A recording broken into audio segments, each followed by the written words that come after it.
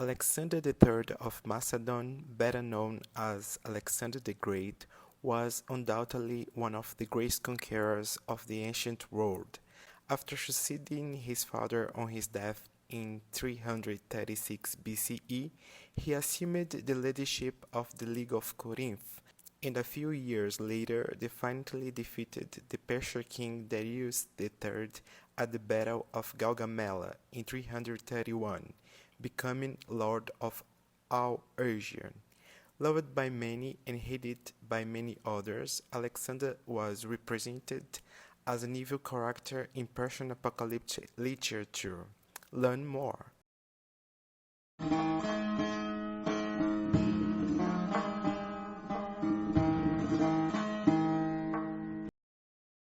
Due to the conquest of Achaemenid Empire, the fire at Persepolis, and the supposed destruction of the Avesta, the sacred scripture of Zoroastrianism, there was a demonization of Alexander, mainly into apocalyptic texts of Middle Persian literature, the Zandi Varmaniazm and the Hadavirafnamag.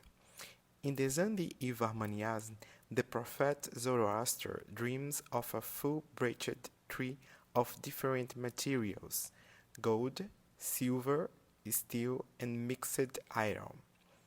Ahura Mazda explained to Zoroaster that the branches of the tree are four epochs and kingdoms that will succeed each other in the history of Iran. The fourth kingdom, marked by the terrible rule of the demons of the race of Hejm, is the foreign rule.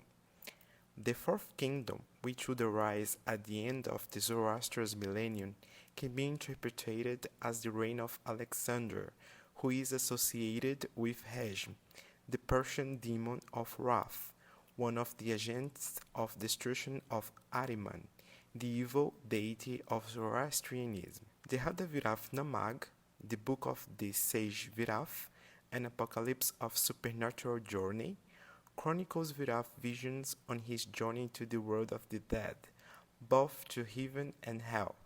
At the beginning of the book, Alexander is given the epithet gizistag, which can be translated as accursed, and is accused of destroying the Avesta, which is supposed to be stored in writing in Persepolis. Alexander is also associated with Ganag-Menog, a Middle Persian name to refer to Ahriman. The burning of Persepolis by Alexander in April 330 is well attested in the historical sources. Among the motivations pointed out was the desire to revenge the destruction of Athens and its sanctuary by the Persian king Xerxes. Iranian tradition has blamed him for the burning of Persepolis, the destruction of the sacred scripture, and also the murder of Zoroastrian priests such as the Mobads and Erdads. The burning of Persepolis marked the Persian memories with the great losses, so that it can be considered an unbroken oral tradition that was preserved when compiling or composing the Zandi Varmaniazm and the Hadavirafnamag in the Sassanid or Islamic period. There are scholars who doubt the veracity of Alexander's account of the destruction of the Avesta, formulating that it is part of a whole political propaganda forged by the Zoroastrian clergy in the Sassanid Empire, the last Persian empire before the Arabic conquest. One of the aims of this mythical propaganda would have been to explain the lack of ancient manuscript for scriptures that were only fixed from the 5th century CE, blaming a character who was already a model of the Persians' western enemy, the despicable Alexander the Accursed.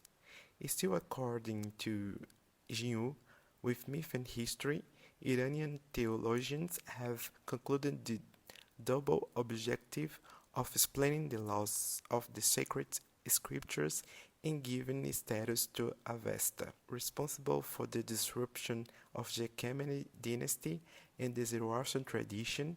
Alexander is the most hated character in Pahlavi literature. sharing the term gizistag with Ahriman.